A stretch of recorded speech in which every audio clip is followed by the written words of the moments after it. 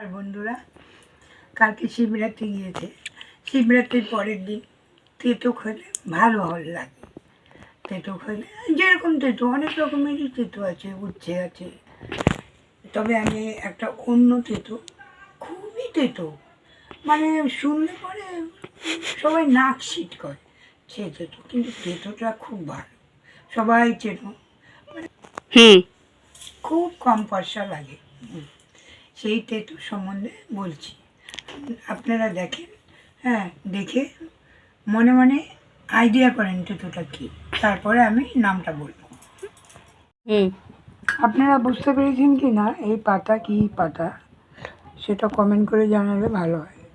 আচ্ছা, এবার দেখুন, কড়াইটা গরম হলে শুধু তেল ছাড়া এটাকে একটু ভেজে নিতে হবে, তবে তেঁতোটা কম হবে।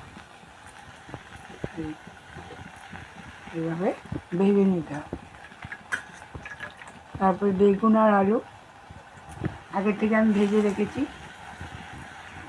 মিশিয়ে গরম ভাতে খেলে ব্যাস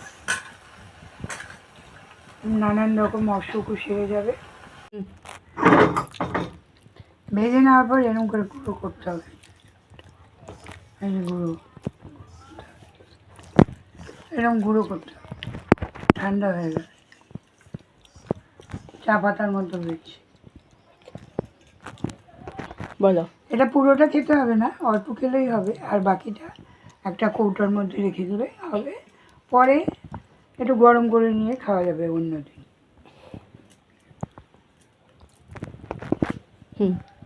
গরম ভাতে এবং খাবার প্রথমেই খেতে, এটা গরম ভাতে খেতে হবে এবং খাবার আগে খেতে হবে। খেয়ে এটা প্রথমে খেয়ে তারপরে অন্য তরি তরকারি দিয়ে খেলে ভালো লাগবে। আলু ভাজা এবং বেগুন ভাজা,